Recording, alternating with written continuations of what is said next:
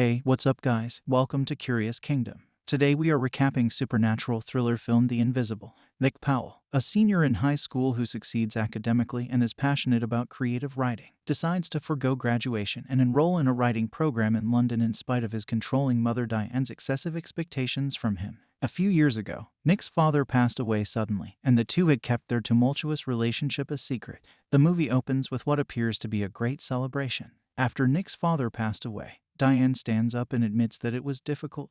Then she continues, saying that having a teenager like Nick was gratifying since he has developed into a wonderful man, and that she is confident that the future holds great success for both of them. Then Diane raises a glass in honor of her teenage son Nick. Then she presents him with a gift that has his name inscribed on it. "Nick, make me proud," Mom claims. Nick then makes his way to the dining room table and begins to cut the cake. Then he went to garage sitting next to workbench. There he suddenly pulled a shotgun and pointed the gun towards his face. Suddenly Nick wakes up in his bed. Everything happened in his dream. Diane has arranged 2 eggs and bacon on a tray in the shape of a smiley face. She is reading the newspaper when Nick asks if she has considered the writing program in London.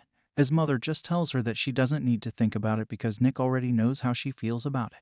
Nick cycles to school after breakfast. Nick offers Pete Egan, another student, a French essay at school. Nick asks Pete if he wants to know what is written in the essay, but Pete just says that he doesn't need to speak French right now. A girl approaches him and asks if he is going to a nighttime party, but he simply replies that he is busy and has some things to do. Pete Egan gets accosted in the restroom by a gang of adolescents led by Annie, who accuse him of accepting things without paying for it. The bully scares him with a knife and threatens to cut off his finger if he doesn't pay them. Soon, she leaves the bathroom as her entourage follows. Then we are shown a class scene in which a boy is reading his poem. After he finishes, the teacher requests that Nick speak his poetry. The entire class appears to be absorbed in Nick's recitation, which is interrupted by the ringing of the bell. Nick approaches Annie's group and pays for the items taken by his pal. He approaches her table and inquires about the amount his friend owes them. He keeps throwing money on the table and asks to go. She becomes enraged and confronts him in the cafeteria as he walks away from the table. They are both taken to the principal's office. When the principal asks them to explain what happened, Nick says jokingly that she finds him handsome.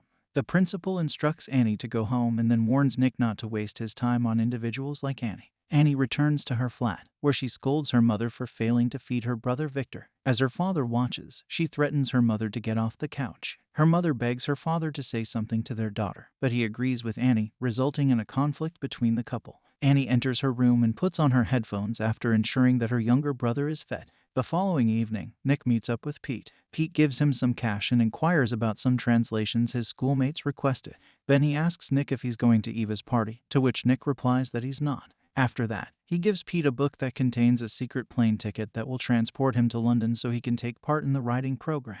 He believes that since his father passed away when he was 13 years old, his mother has planned out his entire life, which he finds to be oppressive. Marcus Behe, Andy's boyfriend, goes out with her while breaking into a car in the meantime. She enters a store with a jewelry display, breaks the window, and takes a pretty necklace. As the police look for them, they drive away in the stolen vehicle. She fights with Marcus in the morning and then departs. Despite Marcus's request to leave the bag with the stolen jewelry, it appears that she does not trust him. He becomes enraged by this and reports her theft to the authorities. The classroom. Pete is keeping an eye on Annie at her locker at school. The stolen jewelry is discovered when the police arrive after breaking into her locker. When she is arrested, Annie calls her partner to let him know. She claims to know who did it and that she would take care of it while he pretends to be innocent.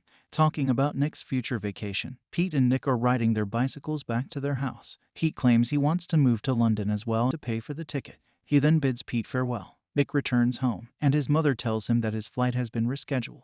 Nick believes he can explain the matter to his mother, who expresses disappointment in his behavior and claims that she feels as though a stranger is residing in the home with her. Later that evening, under pressure, Pete is attacked by Annie and her gang. He draws the group's focus to Nick, telling he ratted her out thinking he is out of town and she won't be able to do anything to Nick. Meanwhile, Nick is present at the party that the entire school was talking about. When Nick runs into a female there, he offers to take her to London on the ensuing 2-hour trip. She finds a new watch in his pocket as they begin kissing and pulls it out to ask him why he is wearing an old watch. He explains to her that his father gave it to him. He leaves the house and goes for a walk, but an old, beat-up car soon appears behind him. It turned out to be Annie and her thugs. They begin to beat Nick. Pete keeps pleading with them to stop as he watches from the car. When Annie approaches Nick, he answers, "You are," to her question about who is the broken one now. Annie becomes enraged by this and kicks him into head. Nick landed on a rock, smashing his head. The group finds that he is not breathing when they checked him. The group is terrified, as one of them says he does not want to go to jail for this. Suddenly regaining her composure, Annie says they must pick him up.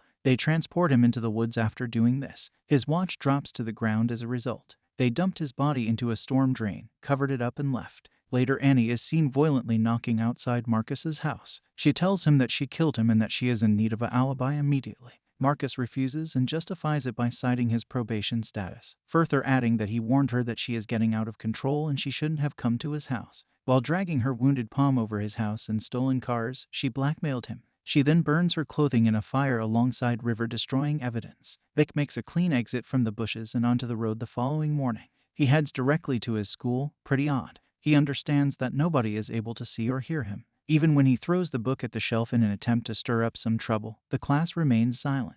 He's in the head teacher's office. He tries to speak to her mother when he overhears her on the phone, but his voice doesn't seem to get through. He is struck by a car and then a truck as he flees out of the school, but he survives both incidents unharmed. It turns out that the authorities are looking into his status as a missing person. Nick tries to inform his mother that he is dead, but no one was able to hear him. Nick started wandering across town, eventually getting fed up. Brian Larson and Kate Toney, two detectives investigating the case.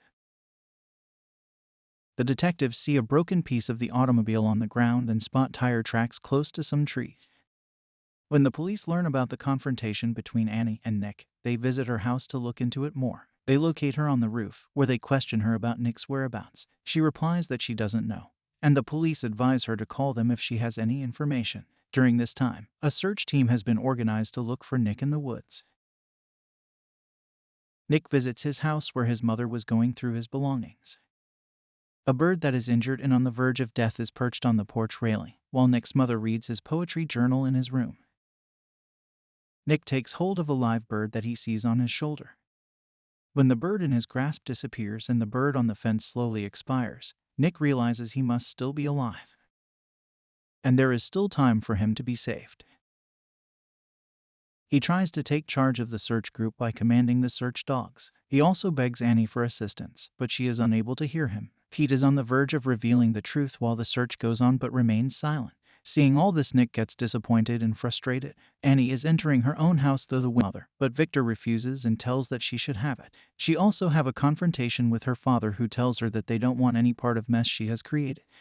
Detective Larson stops by to see Marcus Garr. He asks him about the heist at the jewelry store, and he replies that he wasn't there but confirms Annie's alibi for the night when Nick went missing. Pete is stopped by Marcus outdoors and told that the police are after him. They go back to where Nick was last seen in the woods. Annie's gang is gathered by Marcus, who warns Annie that she will be asked to confess. She calls Pete and asks him to come along to see Marcus. There, Marcus points a gun to Annie and threatens her. Then he tells Pete to return home.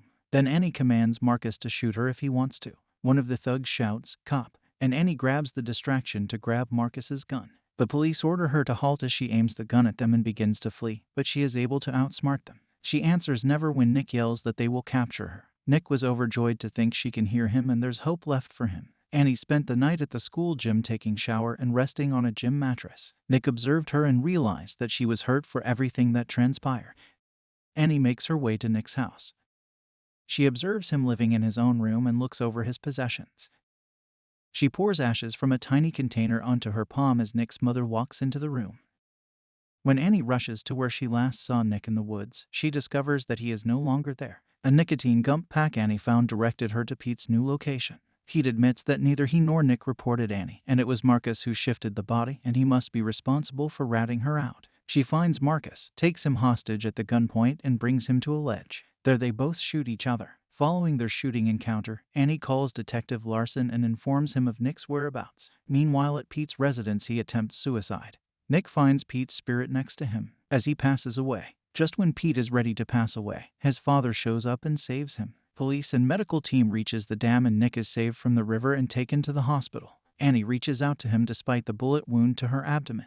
Nick guides her towards him along the halls, where he makes contact with his mother through Annie. Initially reluctant, but later she believed Nick was there and allowed Annie to visit him in hospital room. She talks to him in the hospital room and lies next to him as Nick's spirit returns to his own body. She gives him her mother's necklace, which was very precious to her.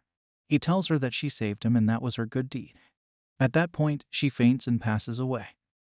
Sometime later, a young child flies a remote-controlled plane over a lake. Nick keeps an eye on the child and worries about his security. He admits that his sister was supposed to accompany him, but she passed away. They ought to convey a message to her. Nick makes a suggestion. They wrote "Hello, Annie" before sending the plane to fly. The Invisible leaves viewers reflecting on the fragility of life and the significance of our actions. It serves as a reminder that our choices can have far-reaching effects. Like, share, and subscribe for more such content. Curious Knight signing off. Stay safe, stay curious.